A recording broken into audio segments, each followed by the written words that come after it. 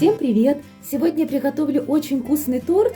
Видео я назвала «Идеальный торт». Почему? Потому что бисквит на кипятке у меня всегда получался пышным, красивым. А крем, йогуртовый крем, во-первых, его любят большинство детей, а во-вторых, он очень ласковый и приятный для желудка, не приторно-сладкий, легкий, воздушный. Ну что, приступаем? Начинаю, как всегда, с бисквита.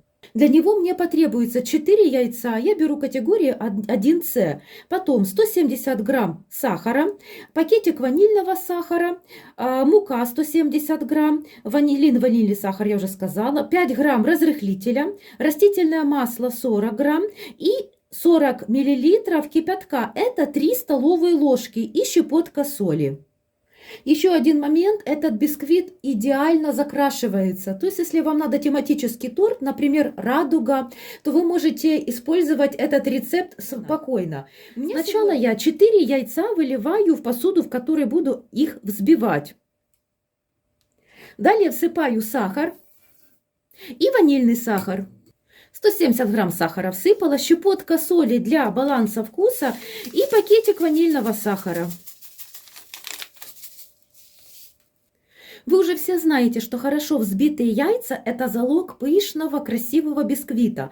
Если яйца, белок с желтком и сахаром я вместе взбиваю, это примерно займет 7,5-8, иногда даже 9 минут. Чтобы вы легче ориентировались, я сейчас вам покажу, как будет выглядеть яичная масса на разном этапе. То есть начинаем взбивать. Сначала небольшая, а потом где-то секунд через 20-30 я увеличу на максимальную и буду взбивать 3 минуты и покажу, какая будет масса.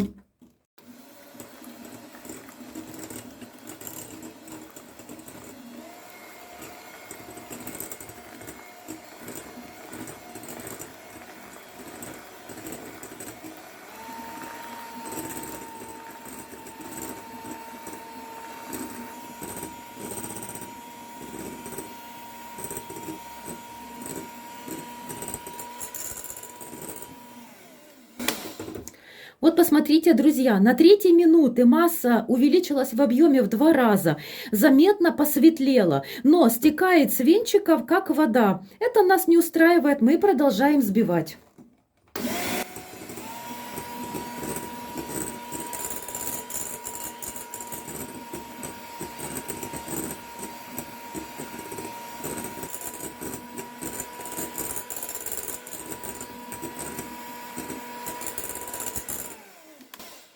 На 5-й минуте масса таки значительно опять увеличилась в объеме. След от венчика, вот так вот, если я поднимаю и стекает тесто с венчика, уже видно, что он есть, но он быстро исчезает. Этого нам недостаточно. Продолжаем взбивать.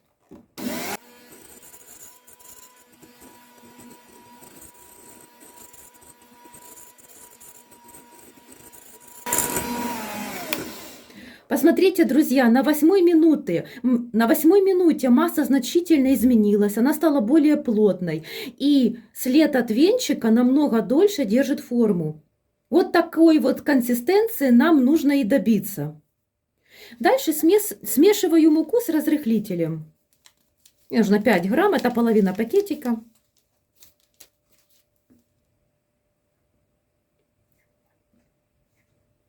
Кстати, уже можно включить духовой шкаф. Я, как всегда, его включаю на разогрев на 200 градусов, а потом уменьшу температуру до 180 градусов. Добавляю муку в 2 этапа через сито. И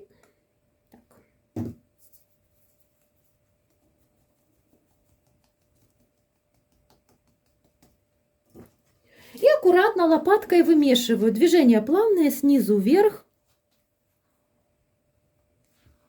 Так, аккуратненько.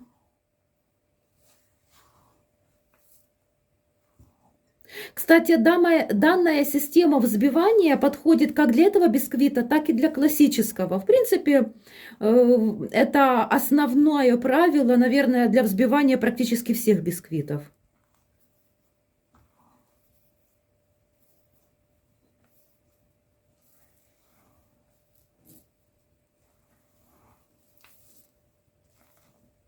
Долго не вымешиваем, все. Пару движений и вторая часть муки с разрыхлителем.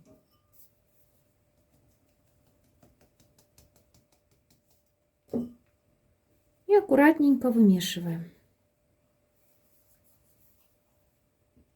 Вымешиваем максимально бережно, чтобы масса не потеряла свою воздушную такую вот структуру. И на данном этапе масса такая плотноватая. Пусть это вас не пугает, так и должно быть. Скоро все изменится. Я здесь еще пару раз вымешаю. Вот вижу непромесы. Далее в тесто выливаю растительное масло и кипяток. И аккуратными движениями, аккуратненько все вымешиваем.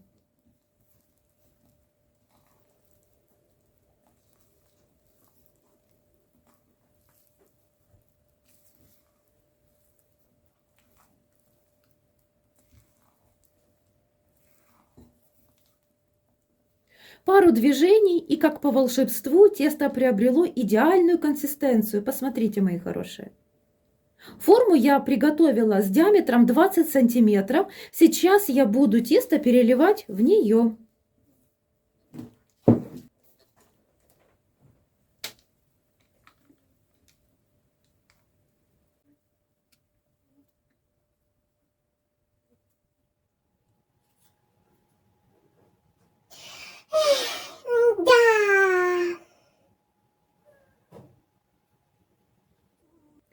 Тесто, бисквит я буду выпекать при температуре 180 градусов примерно 30-40 минут. Первых 20 минут доставать тесто из духовки, открывать духовой шкаф вообще нельзя, чтобы бисквит не осел. Проверяем готовность на сухую шпажку или зубочистку. Все, бисквит отправляется в духовку.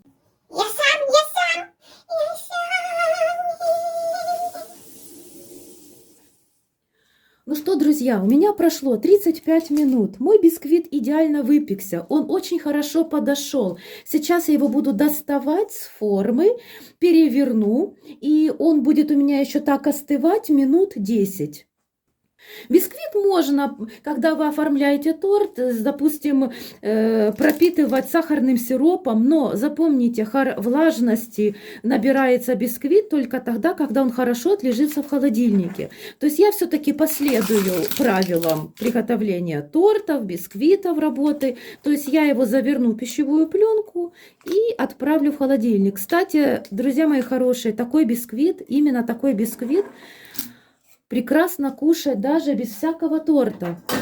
Кружечка чая, кусочек бисквита, ну какой там торт. Ну на самом деле все-таки мы сегодня будем готовить тортик. То есть уже завтра я буду готовить. Решила все-таки дать настояться бисквиту, пусть будет влажный. Насчет пропитки, скорее всего, я не буду делать, потому что крем будет йогуртовый. Ну, думаю, что у меня другая немножечко идея. Очень пышный, как всегда, получился. В общем, друзья, я вам этот рецепт рекомендую для в общем, хотите, друзья, хотите получить пышный бисквит, вот этот рецепт самое то. Посмотрите, эта форма 20 сантиметров. По идее, бисквит немножечко меньше. Посмотрите, какой он пышный. Это же вообще, а представьте, если бы я выложила его в форму 18 сантиметров, он бы ого-го какой был.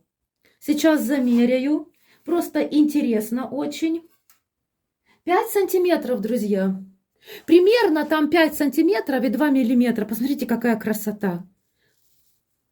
Он еще тепленький. Все, я его заворачиваю в пищевую пленку, отправляю. У меня уже сегодня глубокая ночь, а завтра я продолжу приготовление. Бисквит у меня хорошо отлежался в холодильнике, он стал очень влажным, теперь его будет очень удобно разрезать на части. Я буду его разрезать на 3 коржа. Единственное, я забыла сюда добавить красителя, но в принципе, я думаю, контраст цвета крема и желтоватого бисквита, по-моему, будет все окей и все отлично. Итак, разрезаю специальной струной для разрезки бисквита на 3 части.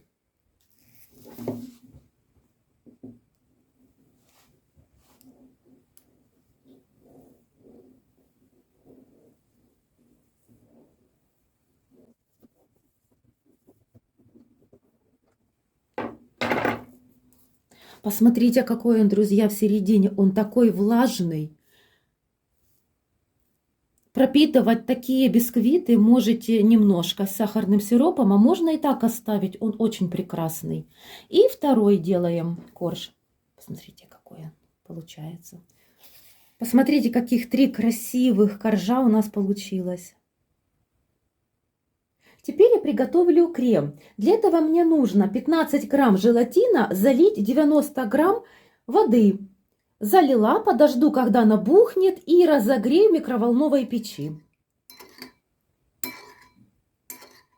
Желатин у меня хорошо набух, посмотрите. Сейчас я его растоплю буквально секунд 30-40 в микроволновой печи. Так, друзья, все, мой желатин растопился. Теперь он, конечно же, теплый. Я отставляю его в сторону, чтобы он немножко остыл до комнатной температуры. И сейчас 180 грамм сливок холодных буду взбивать до плотного состояния.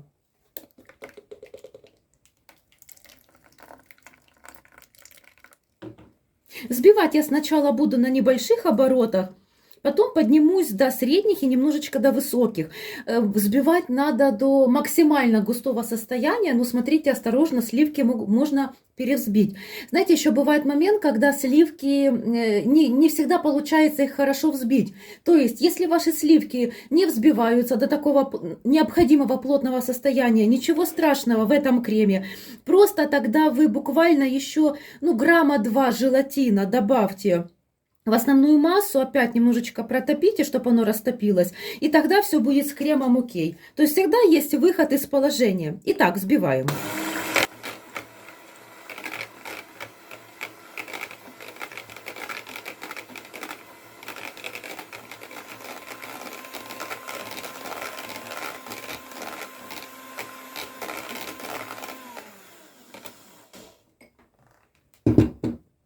Когда сливки взбились практически до того состояния, какое мне нужно, я к ним добавляю 2 столовые ложки сахарной пудры.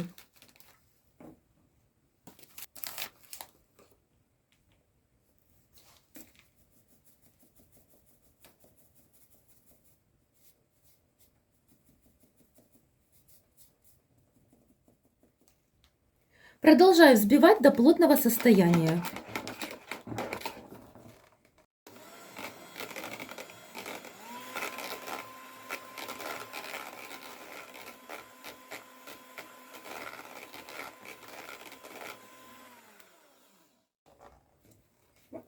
Все, посмотрите, как хорошо взбились сливки. Когда переворачиваю чашу, они никуда не двигаются. Теперь к сливкам я вливаю 600 грамм йогурта. Любого. У меня сегодня будет вишневый.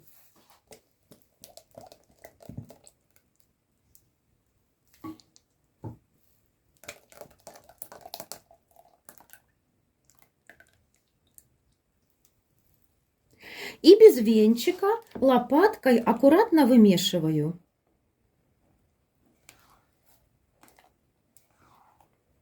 Миксер я никуда не прячу. Он спокойненько ждет в сторонке. Он нам еще понадобится. Получается вот такая жидковатая масса. Вот теперь, друзья, я подготовила быстренько миксер, который должен рядом. Венчики я не мыла, ничего. Да, убрать лопатку теперь нам надо, чтобы она нам не мешала. Миксер включаю на минимальную скорость и вливаю желатин, уже немножечко остывший. И хорошенечко перемешиваю сразу же.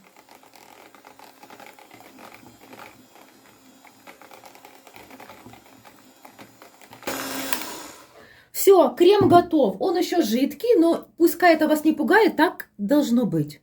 Сахарную пудру, друзья, вы смотрите по своему вкусу. 2-3 столовые ложки. То есть я просто не люблю сильно сладкие торты. Но вы смотрите по себе. Если вам сладости будет не хватать, еще половину или ложечку еще добавим. Теперь смотрите, у нас есть 2 варианта.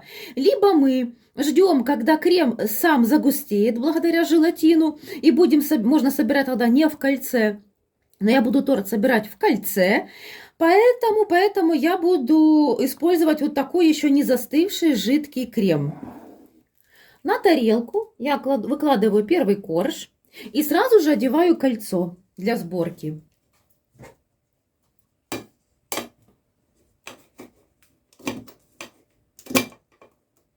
Кстати, этим кольцом можно коржики так вот сверху придавить и обрезать под нужный диаметр. Тогда коржики будут ровные и красивые. Крем визуально делим на 3 части и 1/3 выливаем. Ой, крем уже начинает застывать. Замечательно, замечательно, мои хорошие.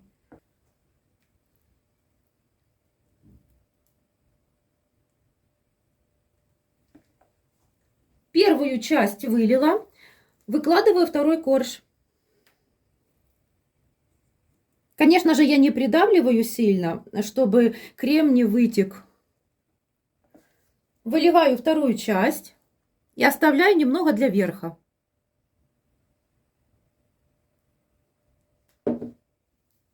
Крем на глазах густеет.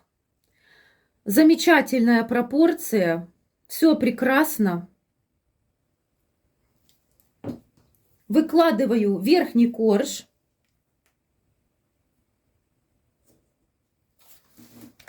И на самый верхний выливаю, ну уже посмотрите, как быстро схватился крем, выкладываю. Крема я выкладываю не сильно много, потому что у меня есть еще одна идейка.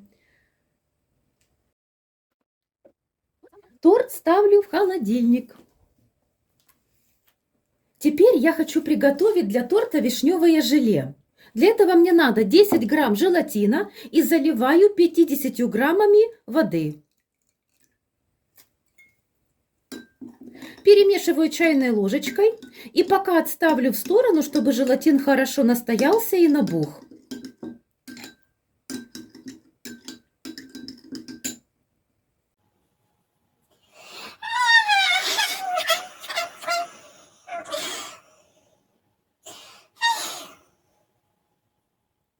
В сотейник с толстым дном я положила 400 грамм замороженной вишни, добавляю 80 грамм сахара, 80 можно 100, по вашему вкусу, предпочтению, желанию. Сюда же вливаю 100 миллилитров воды и ставлю на огонь вариться, увариваться. Когда вишня закипит, я проварю еще 2 минутки и сниму с огня. Вишня у меня закипела, она хорошо проварилась. 2 минуты она у меня уваривалась. Теперь желатин добавляю к вишне. Он у меня хорошо уже набух. И хорошо вымешиваю, перемешиваю, чтобы желатин хорошо растворился. То есть я его, как вы заметили, не нагреваю в микроволновой печи. Он прекрасно растопится в горячей вишне. То есть только вишню я выключила, сняла с огня, сразу же добавляю туда желатин и хорошо перемешиваю. Торт в это время стабилизируется в холодильнике.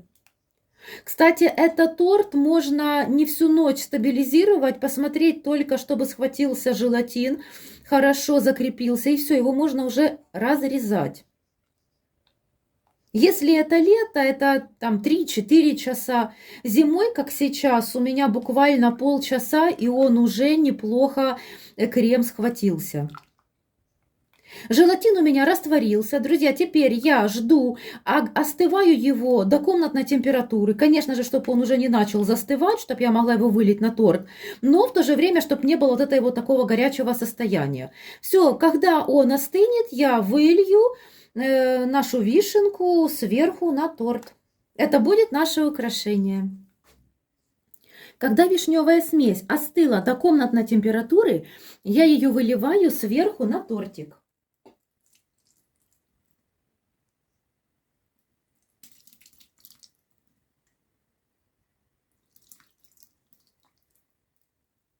И ставлю быстренько в холодильник. Работая с желатином, будьте осторожны. Сначала выливайте небольшую порцию, поставьте в холодильник минут на 20, на 15, потом достали и выливаем вторую порцию. Аккуратненько, если увидите, что где-то проливается, лучше сразу же поставьте в холодильник. Пускай еще немножечко смесь застынет. Так, все, я равномерно вроде бы все залила, вылила. Все, быстренько отправляю в холодильник до застывания. От часа до 2-3 часов. И можно разрезать тортик. Поправлю чуточку. Все, друзья, встретимся с вами. Для меня пройдет час или два, для вас 1 мгновение. Друзья, у меня прошло ровно 2 часа. Торт очень неплохо застыл. Сейчас я пройдусь ножом по краям формы и достану торт. Прохожусь очень аккуратненько, чтобы ничего не повредить. Друзья, это нечто. Вы посмотрите, какой потрясающе красивый торт сбоку. То есть его можно вообще никак уже не украшать, он уже по себе по-своему прекрасный. Слой крема вишневого оттенок, потом корж, крем, корж и вверх вот эта вишенка, просто потрясающе. Но я все-таки попробую украсить по бокам, немножечко присыпать крошкой. Крошка у меня получилась, я ее перемолола. Вот у меня немножечко здесь крошечка. Края бисквита, которые я немножко обрезала, я не знаю, получится или нет, но хоть немножко. Надо же найти применение. И так слегка притрушу, чтобы было немножечко какой-нибудь такой вид у тортика.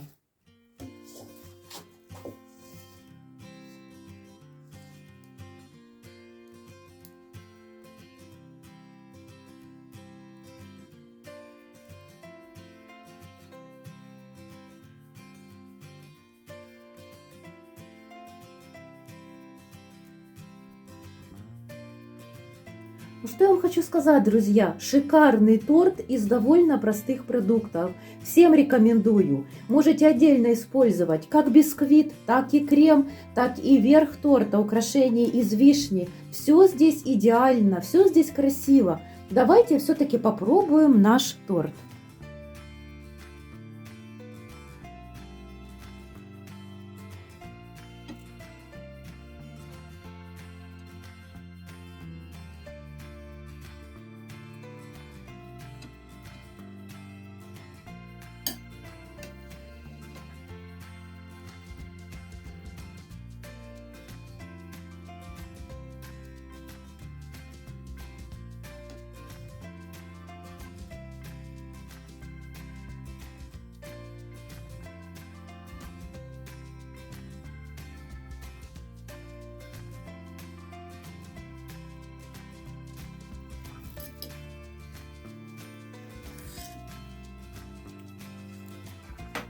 Очень устойчивый тортик.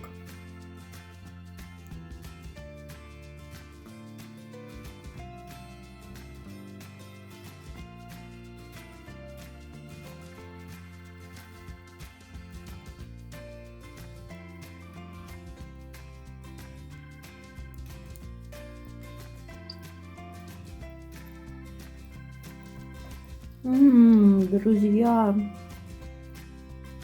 вы посмотрите на эту красоту. Он действительно идеальный. Как же это вкусно! В общем, друзья, рекомендую. Он такой нежный. Тем более вы можете вишневую нотку не делать. Вы можете взять любой йогурт, какой вы любите, и сделать с этой тематикой торт. Кстати, вишню тоже можно заменить на любую другую ягоду.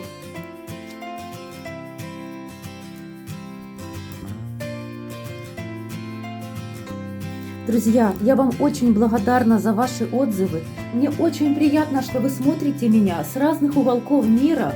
Я вам желаю всего самого лучшего. Пишите, какие рецепты любите вы и понравился ли вам этот торт. А я вас всех целую и люблю. До новых встреч!